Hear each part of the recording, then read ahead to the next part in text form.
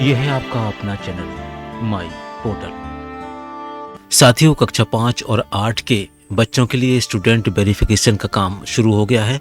कैसे करेंगे सभी शासकीय और अशासकीय विद्यालय, आज के इस वीडियो में हम आपको बताएंगे स्टेप बाय स्टेप प्रोसेस, ताकि आप किसी भी काम में पीछे न रहें और आपके सारे बच्चों का सत्यापन हो जाए। तो चलिए करते हैं वीडियो दिखाने की तैयारी। तब तक आपसे अनुरोध है, अगर आपने अभी तक चैनल सब्सक्राइब ना किया हो तो एक बार ज़रूर सब्सक्राइब कर लें। ये पत्र आया है राज्य शिक्षा केंद्र से 1/11 को और इसमें लिखा हुआ है 5वीं और 8वीं परीक्षा सत्र 22-23 हेतु भाषा चयन माध्यम एवं पंजीयन तिथि के संबंध में। इसमें लिखा हुआ है कुछ निर्देश, हम आपको वो भी पढ़ के बता देते हैं। पहला, कक्षा 5वीं 8वीं हेतु प्रथम भाषा चयन हेतु माध्यम की बाध्यता को शिथिल किया जाता है। कक्षा 5 और 8 हेतु प्रथम भाषा हिंदी व अंग्रेजी के अतिरिक्त उर्दू अथवा मराठी भाषा के चयन की स्थिति में अतिरिक्त भाषा तृतीय भाषा के रूप में हिंदी सामान्य का चयन करना अनिवार्य होगा। तीसरा निर्देश कुछ इस तरह से है कि प्राथमिक यानी कक्षा 5 में प्रथम भाषा के रूप में हिंदी एवं अंग्रेजी भाषा का चयन करने वाले छात्र अतिरिक्त भाषा वैकल्पिक के रूप में सामान्य उर्दू सामान्य पंजाबी का चयन कर सकेंगे।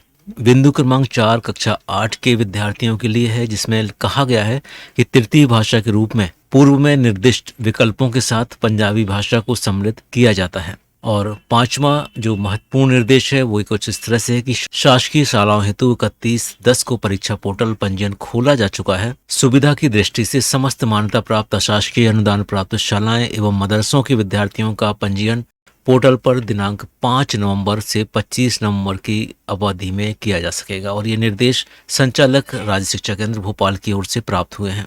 तो चलिए देखते हैं पोर्टल पर हम किस तरह से काम करेंगे बच्चों के सत्यापन के संबंध में। जैसा कि साथियों आप सभी जानते हैं, विगत वर्ष भी हमने इस पोर्टल पर rskmp.in पोर्टल पर काम किया था। बहुत सफलतापूर्वक काम किया, सारे स्कूलों के बच्चों के सत्यापन का कार्य किया, प्रवेश पत्र से लेकर अंक सूची तक का कार्य हमने इस पोर्टल पर किया है। इस वर्ष शासकीय शालाओं के अतिरिक्त अन्य सभी शालाओं के बच्चों का सत्यापन वेरिफिकेशन भी हमें इस पोर्टल पर करना है। चलिए लॉगिन करते हैं शाला प्रभारी के आईडी से। यहाँ पर स्कूल के शाला प्रभारी की यूनिक आईडी है, उसको हम एंटर करेंगे, उसका पासवर्ड हम यहाँ एंटर करेंगे और लास्ट में यहाँ पर कैप्चा कोड लिख देंगे। लॉगिन करते हैं। लॉगिन करने के बाद कुछ इस तरह से आप स्क्रीन को देखेंगे। यहाँ पर आप देखेंगे एक नया ऑप्शन ऐड हो गया है, 5/8 एग्जाम 22-23। जैसे हम इसको क्लिक करेंगे तो आप देखेंगे यहाँ पर स्टूडेंट वेरिफिकेशन का एक ऑप्शन शुरू हो गया है। क्लिक करते हैं इस ऑप्शन को। क्लिक करने के बाद आप देखेंगे यहाँ पर यूडाइस कोड और क्लास दो तरह के ऑप्शन दिख रहे हैं। यूडाइस कोड का ऑप्शन यहाँ पर फ्रीज है, सिर्फ डाइस कोड यहाँ पर दिख रहा है। यहाँ पर वही यूडाइस कोड दिखेगा जिस शाला प्रभारी की यूनिक आईडी से हम लॉगिन करेंगे। अब इसके बाद यहाँ पर क्लास वाले ऑप्शन पे आते हैं। यहाँ पर क्लास 5th और क्लास 8th दोनों तरह के ऑप्शन दिख रहे हैं। क्लिक करते हैं, क्लास 5th पर शो करते हैं और आप देखेंगे यहाँ पर नो रिकॉर्ड फाउंड आ रहा है। इसका मतलब इस डाइस कोड पर कक्षा 5वीं संचालित नहीं है। कक्षा 8 को शो करके देखते हैं और कक्षा 8 शो करने के बाद आप देखेंगे इस तरह से एक लिस्ट यहाँ पर डिस्प्ले हो गई है और यहाँ पर समग्र आईडी, क्लास, स्टूडेंट के नाम, फादर का नाम, मदर का नाम, date of birth, gender, category, इतनी तरह की जानकारी हमारे सामने स्क्रीन पर डिस्प्ले हो रही है। साथियों एक चीज़ और हम आपको बता देते हैं, जिस तरह से हम ये काम कंप्यूटर पे कर रहे हैं उसी तरह से आप बिल्कुल इसी प्रोसेस से ये काम अपने मोबाइल पर कर सकते हैं। बिल्कुल इसी तरह के ऑप्शन उस पर भी दिखाई देंगे। इसके अलावा यहाँ पर एक्सेल पर डाउनलोड करने की सुविधा भी दी है, CSV पर डाउनलोड करने की सुविधा भी इसमें प्रदान की गई है।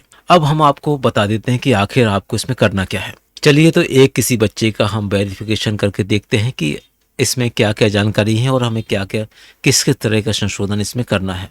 एक्शन बटन पर क्लिक करते हैं और इसके बाद आप देखेंगे कुछ इस तरह से स्टूडेंट वेरिफिकेशन का फॉर्म हमारे सामने आ गया। पहले कॉलम में यूडाइस कोड, फिर समग्र आईडी, इसके बाद स्कूल का नाम आ जाएगा। यहाँ पर लिखा हुआ है स्टूडेंट का नाम, एक बार स्पेलिंग मिला लीजिए। अगर कहीं पे त्रुटि है इस नाम में स्पेलिंग्स में तो इसको सही कर दीजिए। इसके बाद डेट ऑफ बर्थ का ऑप्शन है, यहाँ भी आप एडिट कर सकते हैं उसकी डेट ऑफ बर्थ को। कक्षा 8 ये फ्रीज रहेगा। अगर CWSN बच्चा है, दिव्यांग बच्चा है तो आपको यस भरना है, अगर बच्चा नहीं है तो उसको नो रहना है। ये आपको एक बार देखना है। अगर आप यहाँ यस करेंगे तो फिर इसकी कैटेगरी भी आपको यहाँ पर भरना पड़ेगी। चलिए नो कर देते हैं। इसके बाद जेंडर आप यहाँ देखेंगे मेल फीमेल, इसको भी आपको एडिट करना है। कैटेगरी इसको हम चेंज नहीं कर सकते। फादर नेम, यहाँ बच्चे का फादर नेम लिखा हुआ है, इसको भी आप अच्छी तरह से देख लीजिए। ये वेरिफिकेशन सिर्फ इसलिए किया जा रहा है ताकि बच्चे की जानकारी एकदम सही हो और जब उसको अंक सूची मिले परीक्षा के उपरांत तो उसकी अंक सूची में कहीं कोई प्रकार की गड़बड़ी ना हो। उसका मदर का नाम लिखा हुआ है। इसके बाद पेरेंट का मोबाइल नंबर का ऑप्शन है, बच्चे से पूछ के आप उसके पेरेंट का मोबाइल नंबर ज़रूर भर दीजिए। वैसे मैंडेटरी नहीं है, लेकिन फिर भी आजकल हर परिवार के पास मोबाइल है तो आप इस मोबाइल नंबर की एंट्री ज़रूर कर दीजिए। माध्यम यहाँ पर लिखा हुआ है कि बच्चा किस माध्यम से पढ़ता है। इसके बाद फर्स्ट लैंग्वेज क्या है, जो हमने शुरू में निर्देश आपको पढ़ के सुनाए थे उसके अनुसार आप यहाँ पर फर्स्ट लैंग्वेज, सेकेंड लैंग्वेज और थर्ड लैंग्वेज जो भी लागू होती है उसके अनुसार यहाँ पर चयन करिएगा। इसके बाद सब्जेक्ट 1, सब्जेक्ट 2 और सब्जेक्ट 3, इस तरह से सारा फॉर्म यहाँ पर बना हुआ है। तो ये तो था फॉर्म, आपको इस फॉर्म की सारी जानकारी अपडेट करना है, वेरीफाइड करना है। अभी वर्तमान में आपको यही स्टूडेंट वेरिफिकेशन का काम करना है। इस काम को बहुत ही सावधानी से आप पूरा करिएगा। ये तो था एक बच्चे का वेरिफिकेशन हम कैसे करेंगे उस पर चर्चा करिए। इसके अलावा आप देखेंगे यहाँ पर बहुत सारे बच्चों के नाम दिख रहे हैं, आपको इन बच्चों को भी मिलाना है।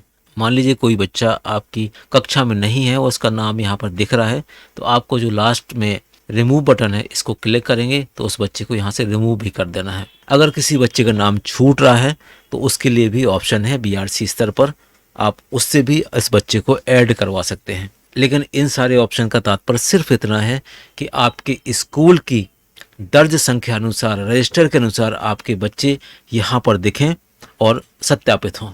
आज की वीडियो में बस इतना ही। मिलते हैं एक नई जानकारी के साथ नए वीडियो में, तब तक के लिए थैंक्स फॉर वॉचिंग।